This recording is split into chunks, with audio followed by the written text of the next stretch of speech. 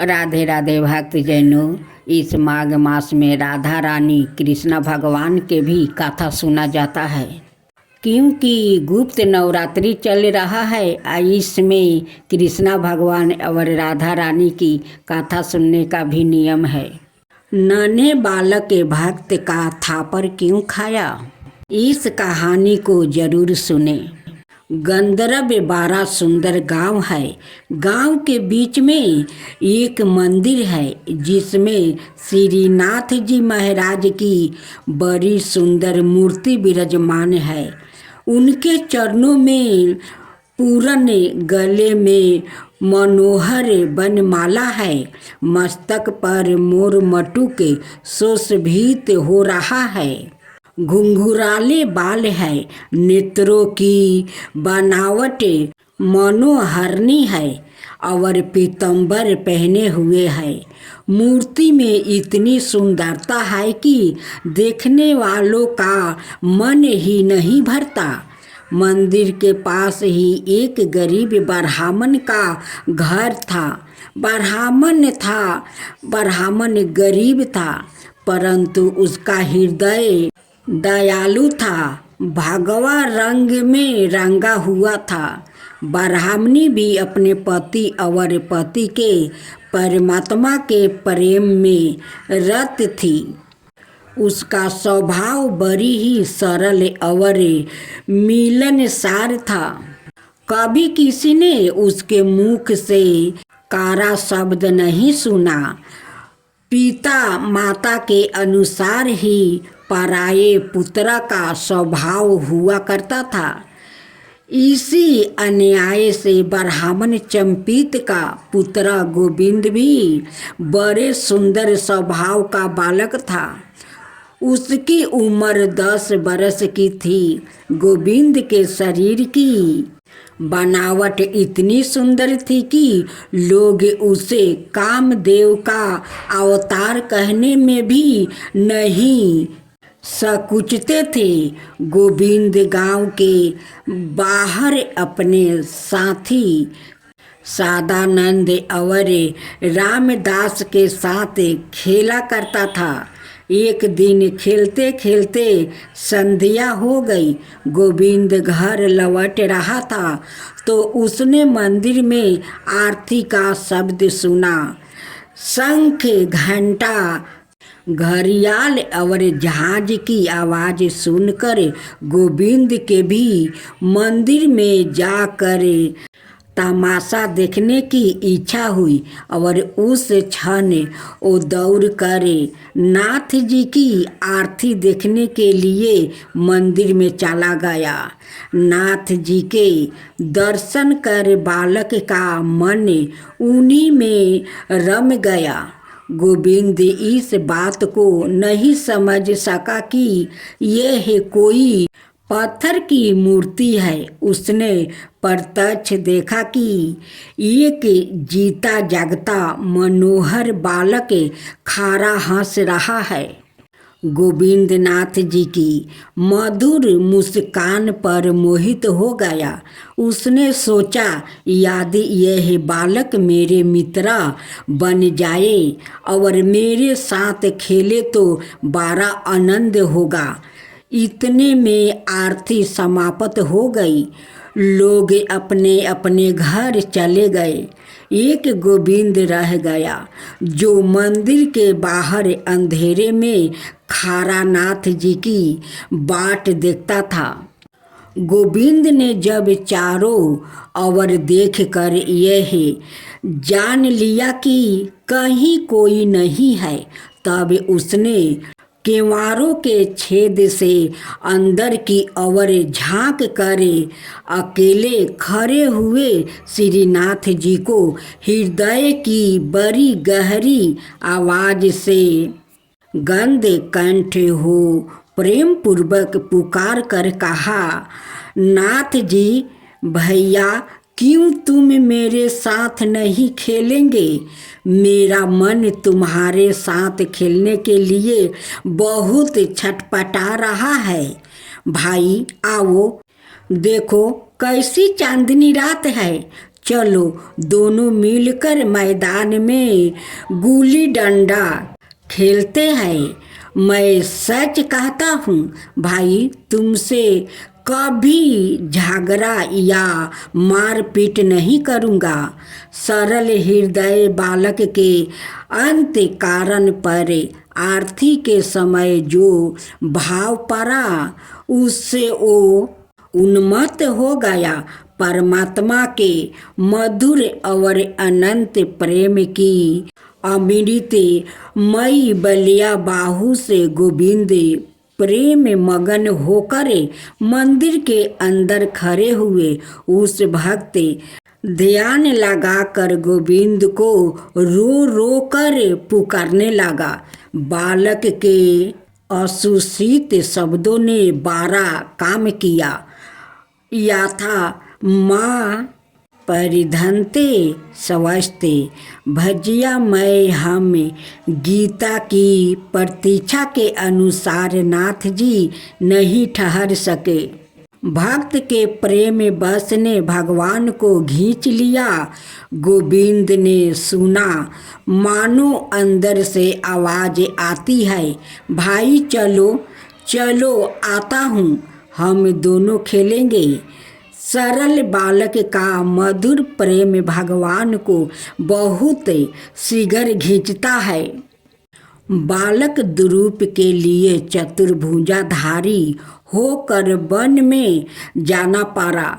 भक्त प्रहलाद के लिए अनोखा नरसिंह भेषधारी किया और ब्रज बालकों के साथ तो आप गौ चराते हुए वन वन घूमने लगा। आज गोविंद की मतवाली पुकार सुनकर उसके साथ खेलने के लिए मंदिर से बाहर चले आए। धन प्रभु, ना मालूम तुम माया के साथ राम कर कितने खेल खेलते हो। तुम्हारा मर्म कौन जान सकता है। महमूली माया बी के खेल से लोग भरम में पड़ जाते हैं।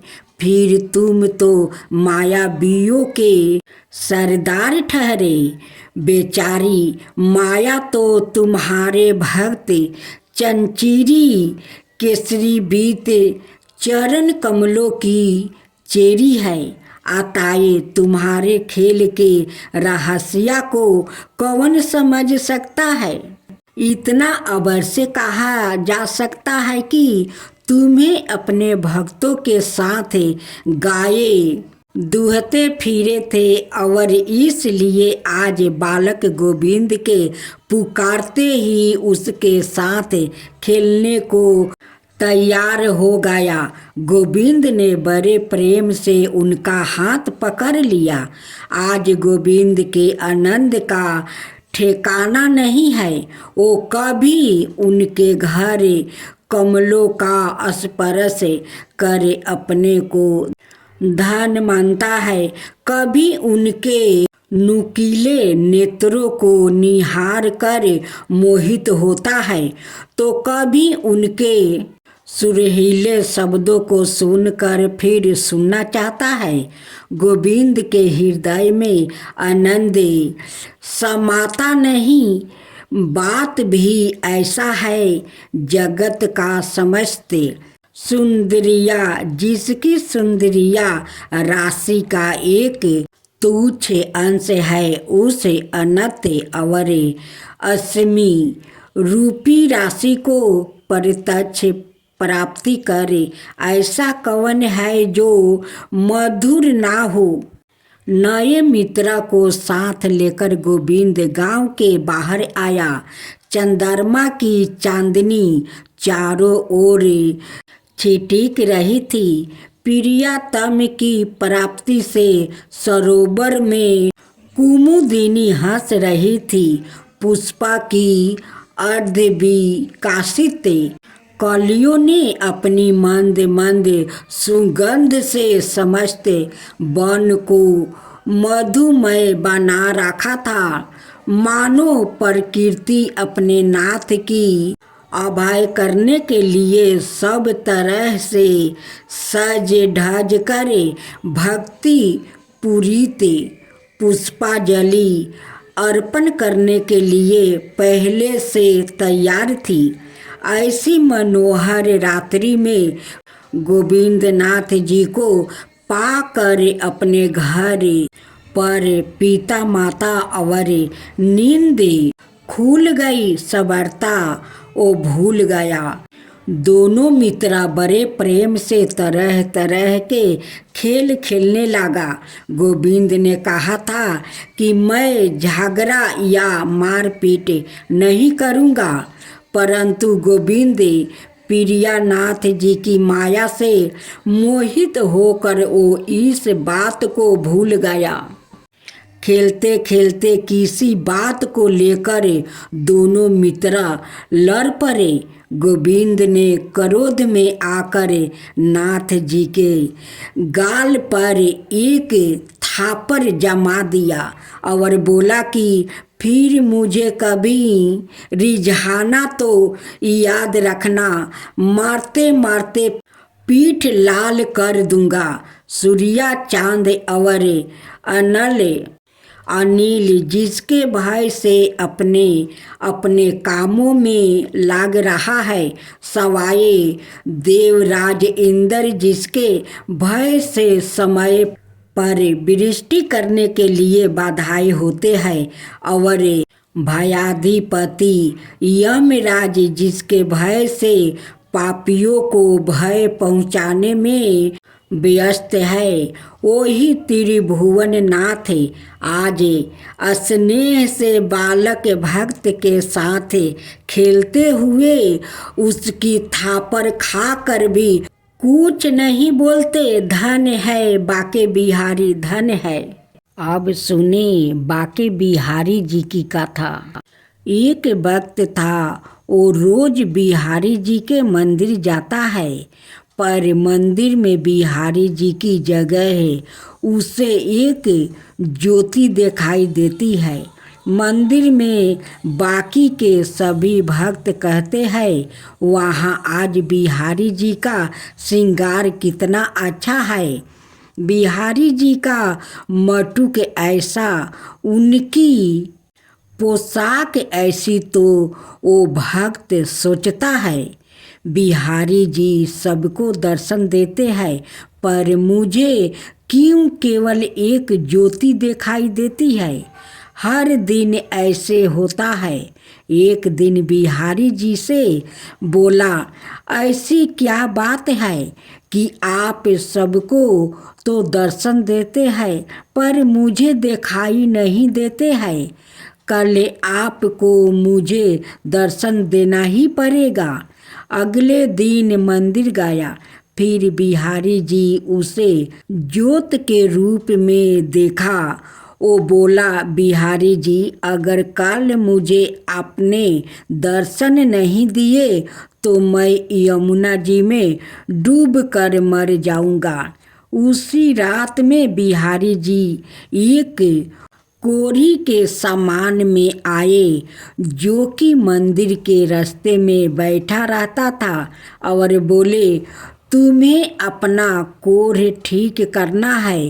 वो कोढ़ी बोला, हाँ भगवान भगवान बोले तो सुबह मंदिर के रास्ते से एक भक्त निकलेगा, तुम उसके चरण पकड़ लेना और तब तक मत छोड़ना जब तक वो यह ना कह दे कि बिहारी जी तुम्हारा कोढ़ ठीक करे। अगले दिन वो कोढ़ी रास्ते में बैठ गया। जैसे ही वो भक्त निकला, उसने चरण पकड़ लिया और बोला, पहले आप कहो कि मेरा कोढ़ ठीक हो जाए। ओ भक्त बोला, मेरे कहने से क्या होगा, आप मेरे पैर छोड़ दीजिए। कोढ़ी बोला, जब तक आप यह नहीं कह देते कि बिहारी जी तुम्हारा कोढ़ ठीक करे, आपके जी दर्शन नहीं दे रहे। ऊपर से यह कोढ़ी पीछे पड़ गया तो वो झुझुला कर बोला, जाओ बिहारी जी तुम्हारा कोढ़ ठीक करे, और मंदिर चला गया। फिर जाकर क्या देखता है, बिहारी जी की दर्शन हो रहे हैं। बिहारी जी से पूछने लगा, अब तक आप मुझे दर्शन क्यों नहीं दे रहे थे? तो बिहारी जी बोले, तुम मेरे निष्ठ काम भक्त हो, आज तक तुमने मुझसे कभी कुछ नहीं मांगा, इसलिए मैं क्या मुंह लेकर तुम्हें दर्शन देता। यहाँ सभी भक्त कुछ ना कुछ मांगते रहते हैं, इसलिए मैं उनसे नजरें मिला सकता हूँ। पर आज तुमने रास्ते में उस कोढ़ी से कहा कि बिहारी जी तुम्हारा कोढ़ ठीक कर दे, इसलिए मैं तुम्हें दर्शन देने आ गया। सारा भगवान की निष्काम भक्ति ही करानी चाहिए। भगवान की भक्ति करके यदि संसार के ही भोग सुख ही भोगते तो फिर वो भक्ति नहीं, वो तो सौदाबाजी है।